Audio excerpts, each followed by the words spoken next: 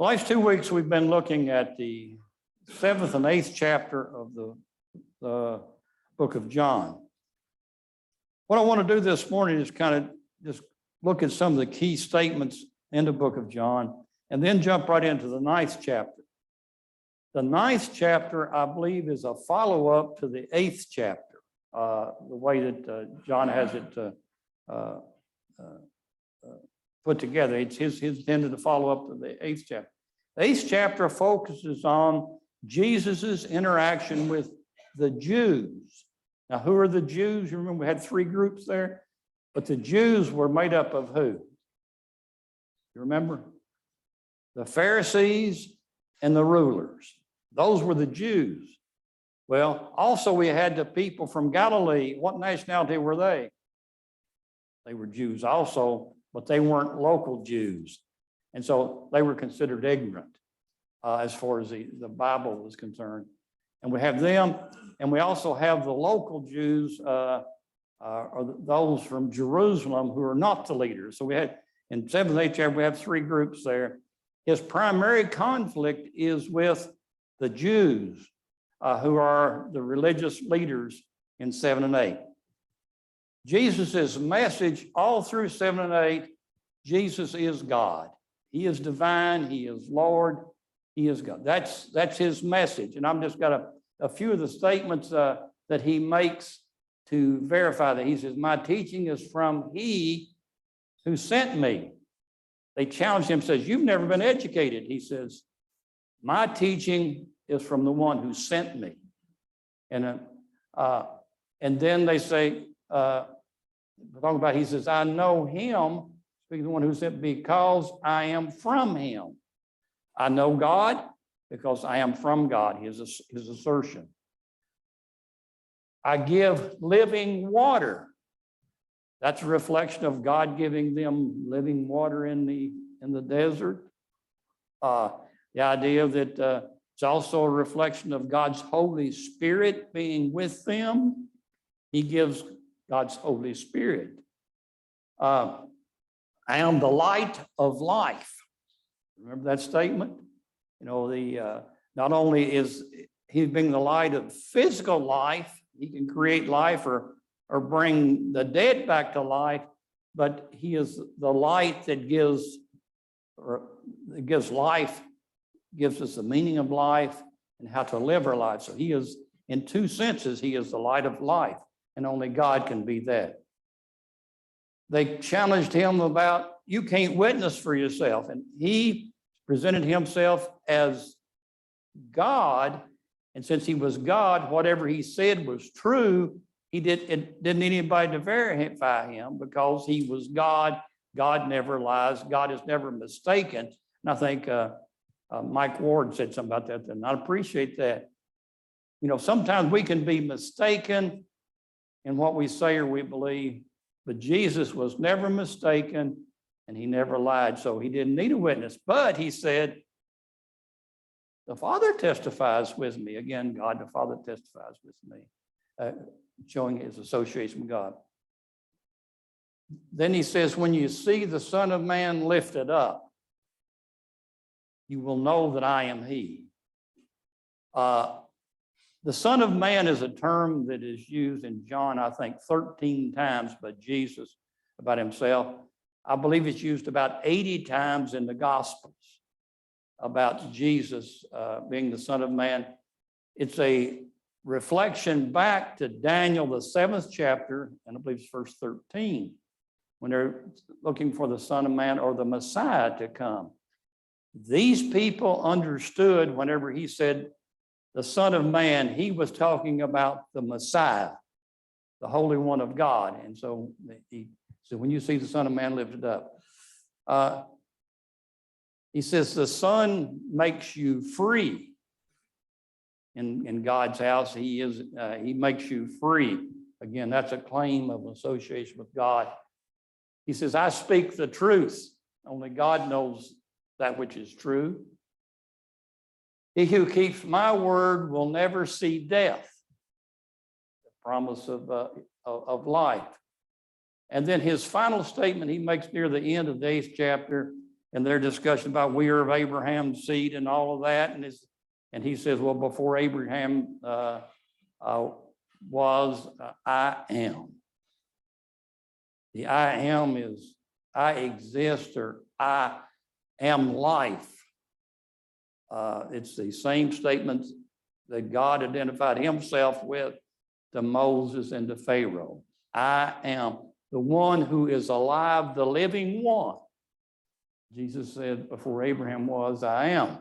Then verse 59 of the 8th chapter, therefore they picked up stones to throw at him, but Jesus hid himself and went out of the temple. They are exasperated. Here he is. They refuse to believe that he is God.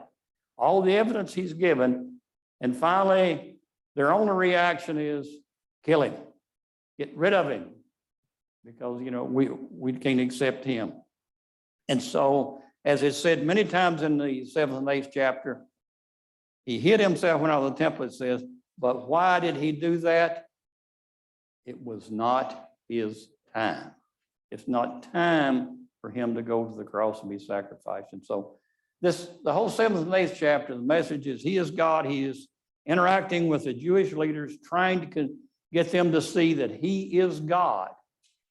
And they keep refusing. I think I mentioned the other day, I think they're hardening their hearts to his teaching and to him, very much the same that Pharaoh hardened his heart to Moses and God's plea that came through Moses. Because they're getting ready to crucify him just 6 months from about this time that this teaching is going on. Any thoughts there on the 7th and 8th chapter before we go into the 9th chapter? I've dominated the talking this morning. Any thoughts or questions on any of these ideas? And there are more ideas even in this than I put on the board that you can identify. So make no mistake, Jesus is saying, I am God. And I think that's crucial for us too. We have to understand that he is God, and that affects everything about the way we see him and we listen to him, because he is God.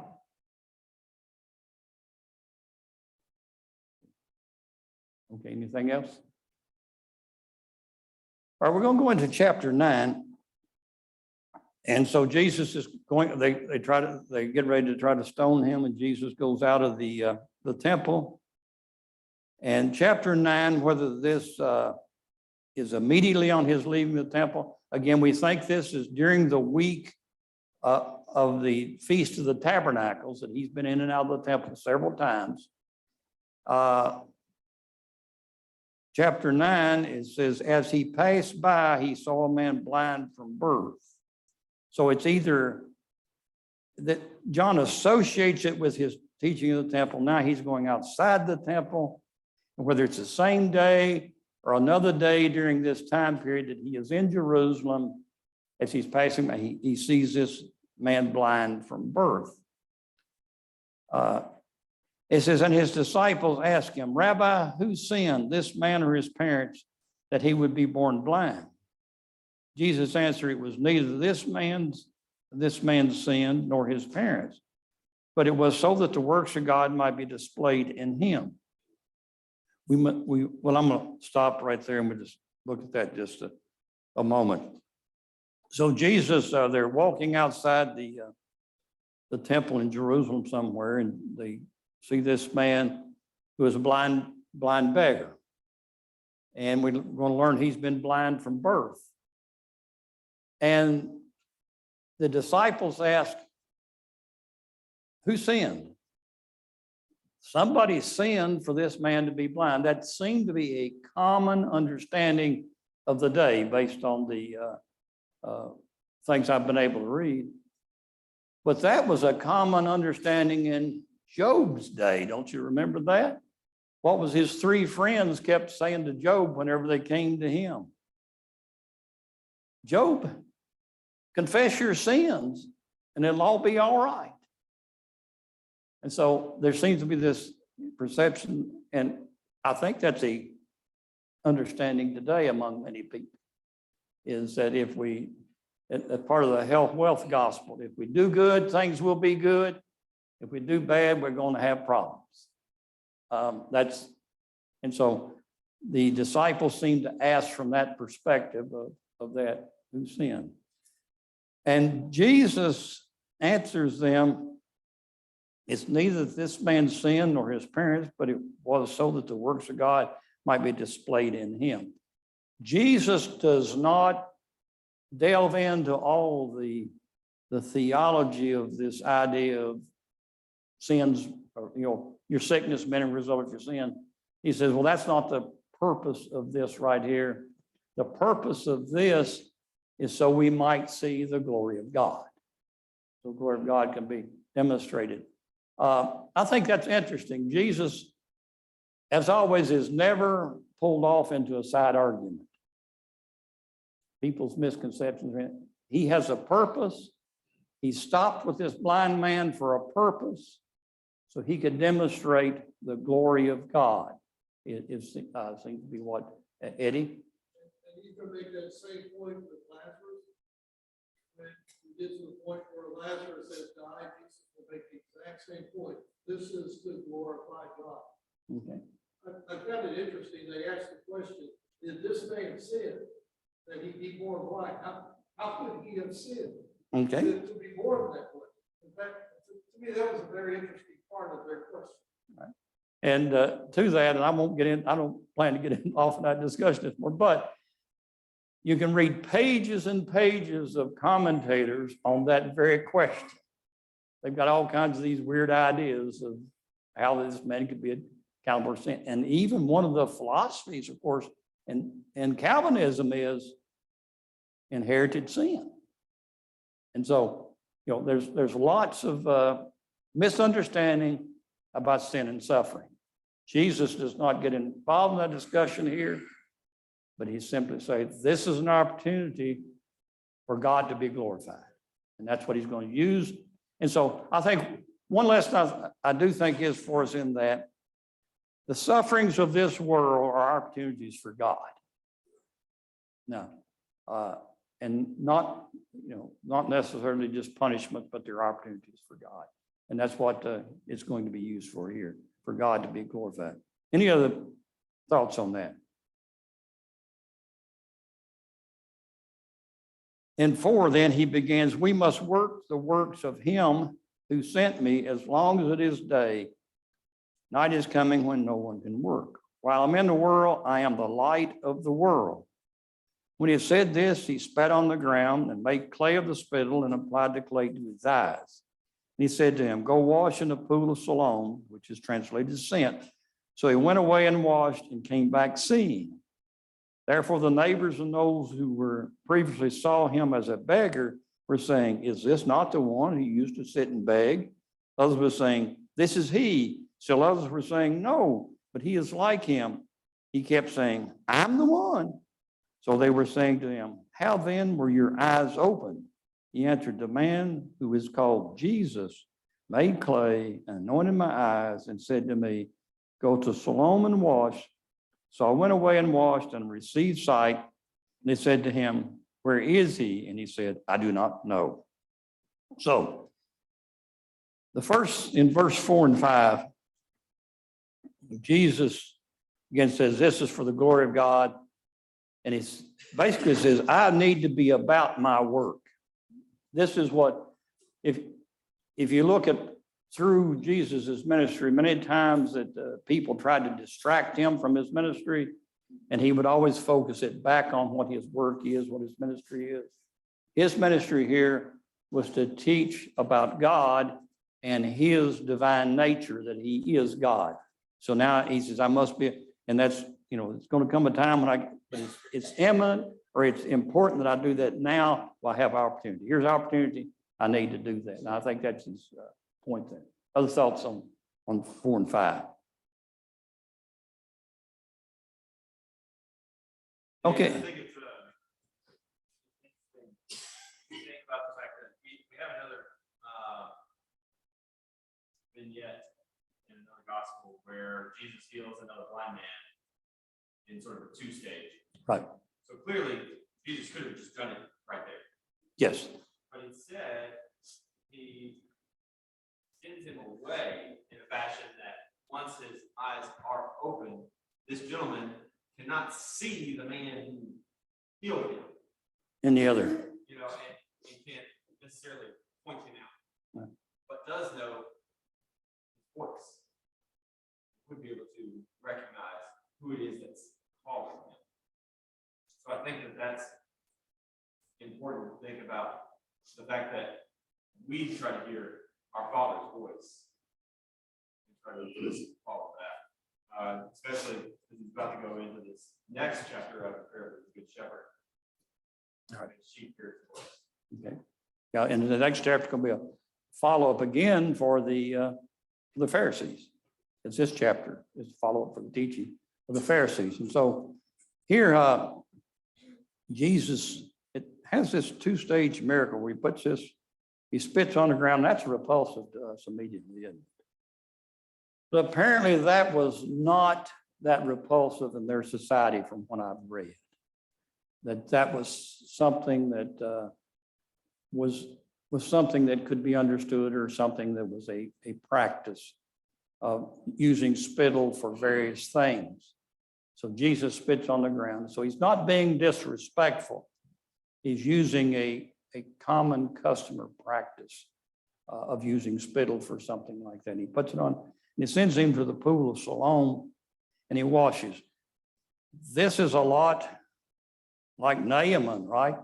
When he goes, gets rid of his leprosy, he has a two-stage approach. The prophet could have come out and waved his hand, which is what he was expecting, but he didn't. He said, go wash 7 times in the Jordan. Here he has him now puts it on, go wash in Siloam. And he washed, and he came back seeing. I think this is a fulfillment of Isaiah 35 and verse 5. When the Savior comes, or the Messiah comes, the blind will see. Here he is healing the blind. This demonstrating that he is God, he's giving sight. Now he's going to use this particular miracle of sight, as we see in his teaching here, that seeing, some see and don't see, and others don't see and do see. That's going to be his key thought, and that probably why he picks the blind man to heal, because there were probably other beggars with different infirmities sitting around Jerusalem, but he picks this blind man to show the glory of God. Okay. And he comes back, and I want to just make one note in verse 11. And they were all inquiring about, how do you see? They couldn't agree. Well, and I think that would be a problem for us to be able to recognize that this was the blind beggar. Because if he was a blind beggar sitting at the gate, most people who are blind, they have a certain facial expression. They obviously don't make eye contact with you. Their eyes are typically closed. And so their facial expressions and appearance is different than a person who can see and can make interaction with you with their face. So from that perspective, it may have been hard for them to say, well, this is definitely him, because he's so different and his face appears so different. But finally he says, well, I'm he. And they said, well, if you're him, how were your eyes open? And I want us to notice that he says, the man who is called Jesus made clay and anointed my eyes and said to me, go to Siloam and wash. So when I washed and received sight. I want to focus on the idea here. He says the man. And I want us to, as we go through this, he has 3 different terms he uses for Jesus. The first term is the man named Jesus sent me to Siloam to wash. And they say, where is he? Okay, down, any thoughts down through there? You see Jesus as a man initially. 13 through 17, now they brought him to the Pharisees, and the Pharisees kept their on the pulse of Jerusalem. They wanted to know everything that was going on, and so they could be in control.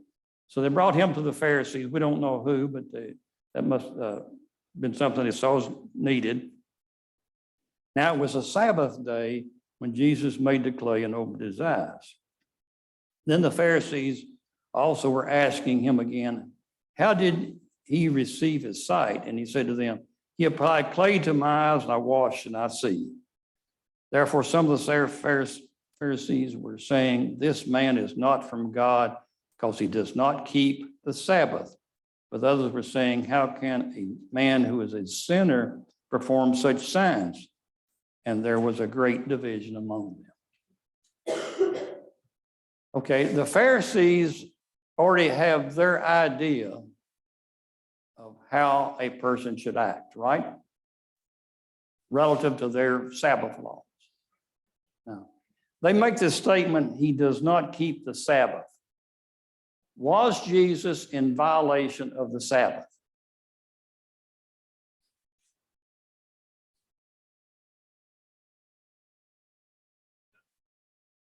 Well, why did they say that? It was a violation of their interpretation. Okay. Instead of God's interpretation. He was in violation of their regulations about the Sabbath. Yes.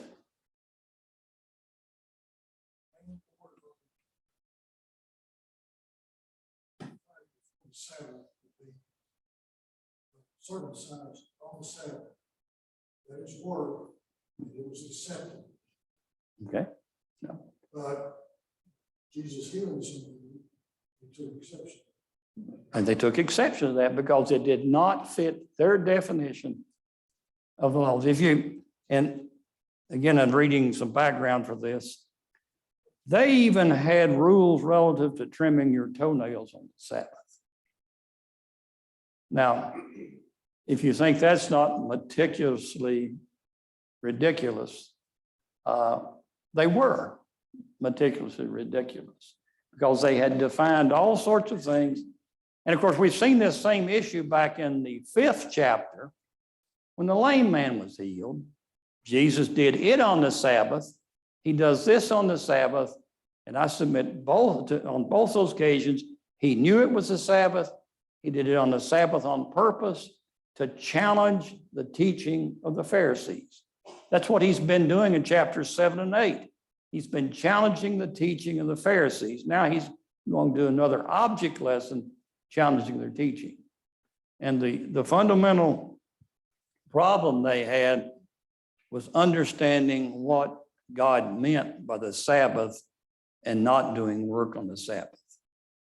It was never meant to be about humanitarian aid or about care for one another. It was meant about profit and going out and doing your own thing and disregarding your neighbor and God on the Sabbath. That's what the Sabbath was all about.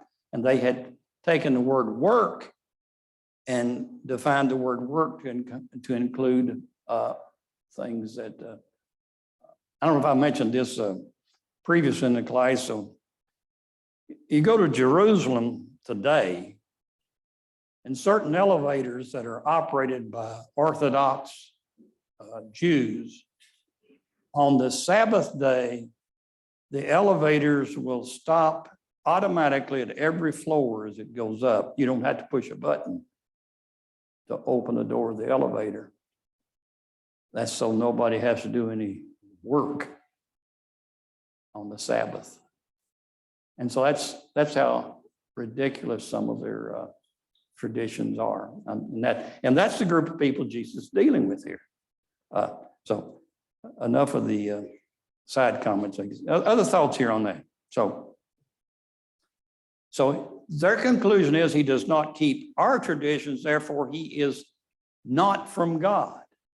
What's the other argument that is made here by the other group? That nobody can do these signs unless God has said it. Okay. And the man's even going to make the statement later. When have you ever seen this done before? They hadn't seen anybody that had been sitting at the gate begging all of his life, get up and see and walk around. They'd never seen that. That should have made it, that was the glory of God in their presence.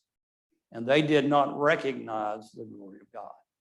Yeah, This is what Nicodemus said back in chapter 3. We're not told whether Nicodemus was in this group, but he was a Pharisee. And he did make that argument that no one can do the things you do unless they're sent by God. Clearly, there were some among the Pharisees who held that position, but they seem to be the minority. yes, okay.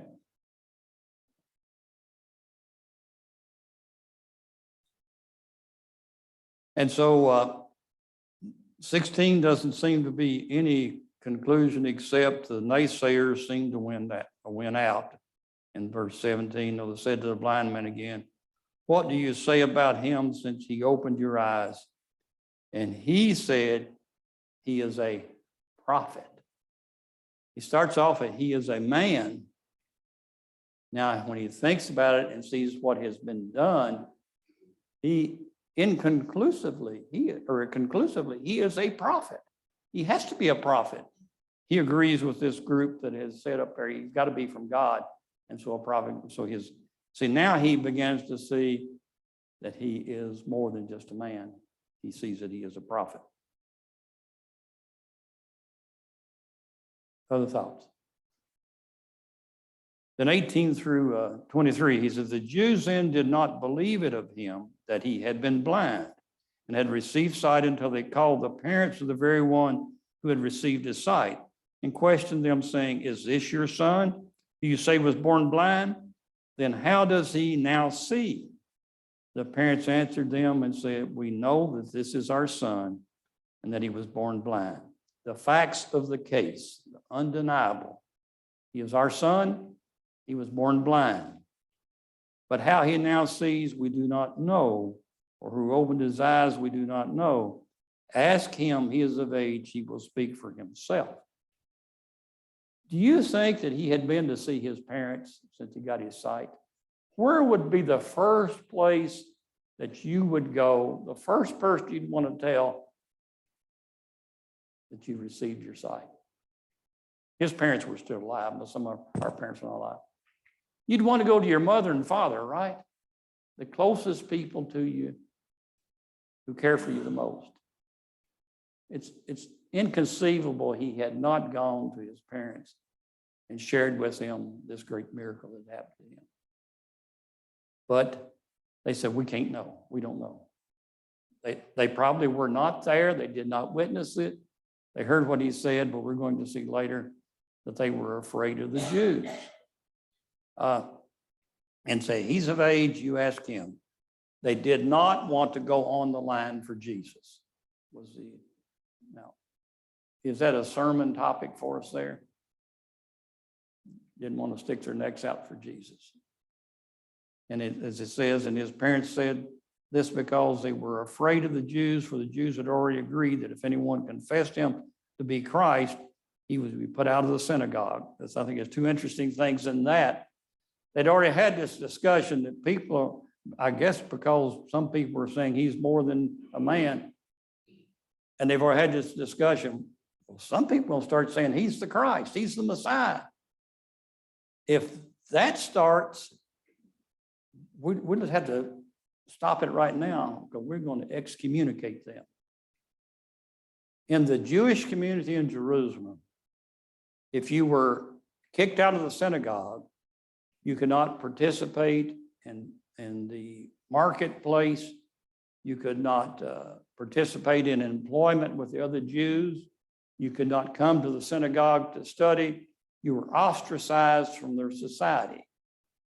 And so you probably would have to move to Galilee or somewhere, live amongst the Gentiles. And someone have thought there. And so they are afraid of that. And so they will not speak up. For that's the reason they said he is of age, let him speak for himself. Any other thoughts here? Okay. Then they come back to the blind man. So a second time they called the man who had been blind and said to him, "Give glory to God. We know that this man is a sinner." They said first he does not obey the Sabbath, doesn't keep the Sabbath. Now they say he is a sinner. What's the evidence for that?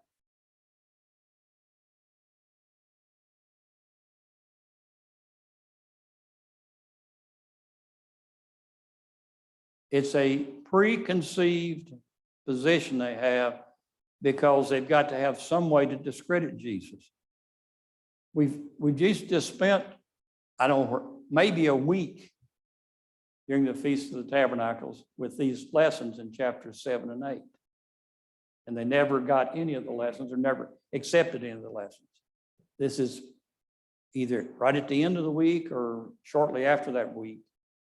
And so they have not, he's made no impression on them. They are against him. So now they declare that he is a sinner. We know this man's a sinner. Well, how do they know that? Have you ever held a position that was false just because you knew that was the truth? And that's a problem for these Pharisees, and it's a problem for us sometimes. We think we know something that we don't know. And so that's another sermon lesson for us there. The blind man, and we're going to see that's going to be, I think this is the whole point of this event being recorded for us is, and we're going to see if we get to the end down here, the man who is blind and does not know learns a lot more than the man that thinks he knows and thinks he sees. And so we're going to see the blind man's reaction. Then he then answered, "Whether he is a sinner, I do not know. One thing I do know, that though I was blind, now I see." He states the same fact that his parents stated. There's a fact involved here, some facts in this situation that all can observe. He was blind, and now I see. His conclusion about Christ is based on facts, upon information that's verifiable, not upon what he already thought he knew or somebody else thought they knew. And that's to me, that's one of the keys to understanding Christ and God. Yeah, Ed? And this is the conflict that we saw earlier within the Pharisees themselves. There were some who said no one can do the things that he does unless they're from God. And now it seems the group is speaking as a whole. Now, whether they excluded the ones that felt that way or whether Right. the ones just remained silent and decided they would be like the parents and not say anything. But there were others who had seen this, that this man's the only one who seems to have the courage to actually defend his conclusion from the signs that he's seen, where the others remain silent. Okay. He is examining the evidence, and the evidence is this man has to be from God. I don't know what he's done, whether he's a sinner or not, but he has to be from God because of the evidence that is there. Yeah, Dempsey?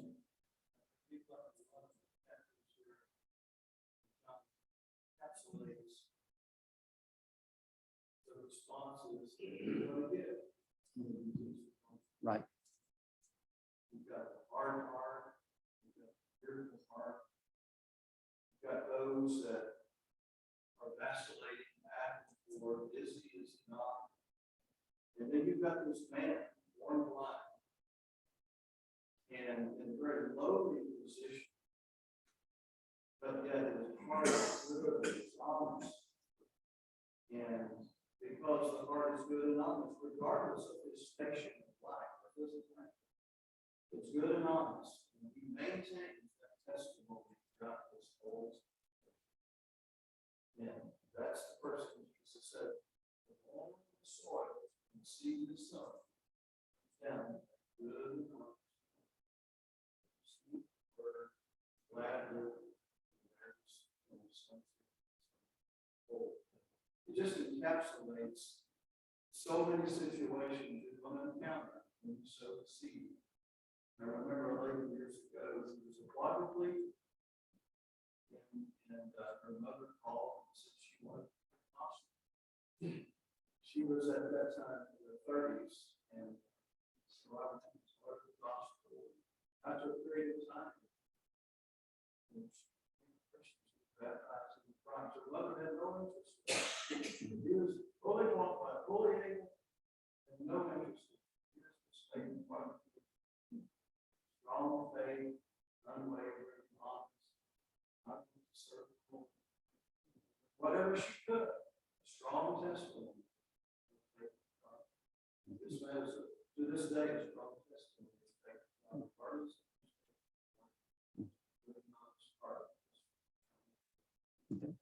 And he's the example that the humble heart that does not think that he knows can learn something. And I think, they're the example that the proud heart cannot learn.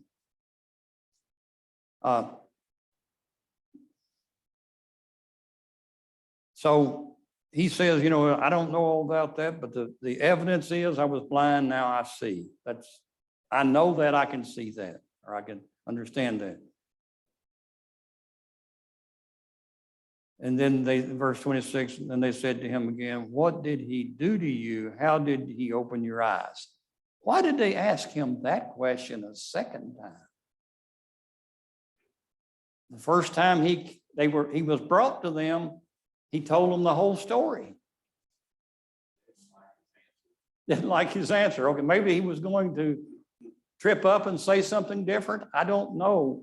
But they seem to be trying to undermine his story in this about, what did he do?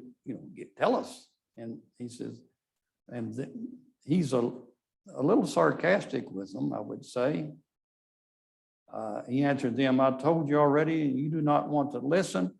What do you want to hear it again? You do not want to become his disciples too, do you? Obviously, they weren't listening to him because they kept interrogating him and saying, this man's a sinner and he can't be from God. And he says, well, you're not listening to what I said. I was blind and he healed me. And he says, if I tell you the whole story again, you want to become his disciple too? Oh, they throw their hands up and says, oh no. So we're disciples of Moses. That's very similar to back in the previous chapter when they said we're descendants of Abraham. Eddie? His language already reflects the fact that he considers himself to be a disciple of Jesus. Right. Very good. Just from this one action. Okay. Yeah. He's a believer in Jesus. He doesn't know everything about Jesus, but he believes he's the prophet from God, because that's what he stated down here when they had him first. He is a prophet, in which they will not acknowledge us. And then in verse 30, he says, well, here is an amazing thing, that you do not know where he is from, and he opened my eyes. We know that God does not hear sinners, but if anyone is God-fearing and does his will, he hears him. Since the beginning of time, it has never been heard that anyone opened the eyes of a person born blind. If this man were not from God, he could do nothing. They answered him, you were born entirely in sins, and you are teaching us? So they put him out. So again, he takes the evidence and says, he just calls them to task. You won't listen to the evidence. Here we have this blind beggar who has probably never done anything significant in his life. He is standing before the Pharisees, who are the rulers of Jerusalem, and challenging them that they are being, they're not being truthful. And they should be the ones that know most of all, only God can do this. He says, you're all not really being truthful or sensible in this. And of course, again, verse 34, they answered him, you are born entirely in sins. Are you teaching us? So they put him out. They have the same misconception that the disciples started with. They've circled back to where the disciples started at the first of the chapter. Well, the fact that you were blind is evidence that you were born in sin, and you're hopeless because you were born in sin. You can't teach us anything because you're just a sinner. And that was their out or their escape, using their common misconception. Yes, Ed. This is a classic example of what the Latins call the ad hominem argument. They could not argue against his logic. And so they attacked him as a person. Right. Yeah. And that's what we do as people many times. When the evidence is so overwhelming and we don't want to go there, we attack the bearer of the evidence, the bearer of the teaching. And that's what they've done here. Jesus heard they put him out. They put him out of the synagogue. Now he's excommunicated from the community because Jesus heard they put him out, and finding him, he said to him, do you believe in the Son of Man? And he answered, who is he, Lord, that I may believe in him? And Jesus said to him, you have both seen him, and he is the one who is talking to you. And he said, Lord, I believe, and he worshiped him. He goes now from Jesus being a man who healed his eyes, to Jesus being a prophet, to Jesus being the Messiah, and he's worshiping him. The three steps, I think, in his conversion there. Now, Jesus to him he believes that Jesus is the Messiah. The Son of Man was a term that the Jews of their day, and I think that's one reason Jesus uses the term so many times in the gospel, is he is declaring that he is the fulfillment of the prophecy in Daniel 7, and they were looking for the Messiah. And so Jesus asked this man, do you believe in the Son of Man? This was not a new term for him, and he would have understood what Jesus was asking him. Do you believe that I am the Messiah from God? And he says, I believe, and then followed up with he worshiped Jesus, worshiping God. And so, Jesus is God. right. We worship him, and clear Jesus accepted Right. that worship. There are some who believe Jesus should not be worshipped. Right. There's- So he spends 2 chapters in the temple with the Pharisees, teaching them that Jesus is God. He has this one event with this blind man, and the blind man comes to the conclusion that Jesus is God. That's what chapter 9 is about. The unbiased heart can see the evidence and conclude that Jesus is God. That's what we've got to have. And then he takes down here, we're just going to be over in just a minute here. And Jesus said, for judgment I came into the world so that those who do not see may see, and those who see may become blind. And so those of the Pharisees who were with him heard these things and said to him, we're not blind too, are we? Jesus said to them, if you were blind, you would have no sin, but since you say we see, your sin remains. That's the riddle there, is that you think you know. As long as you think you know, you're never going to come to the truth. You're going to stay where you are. But once you understand that I don't know, I don't see, that God can show me, then you can have your sins forgiven and you can come to God. That's it. And the Pharisees would have nothing to do with it. Jesus, not only does he use chapter 7, 8 to teach them, he uses the object lesson of chapter 9 to try to persuade the Pharisees to come to him. So he's not giving up on them. He's keep teaching and begging and pleading with the Pharisees to come to him. Okay, thank you all this morning. We'll quit there. It's chapter 10 is going to be a follow-up idea, more teaching for the Pharisees, try to get them to change their ways. So thank you.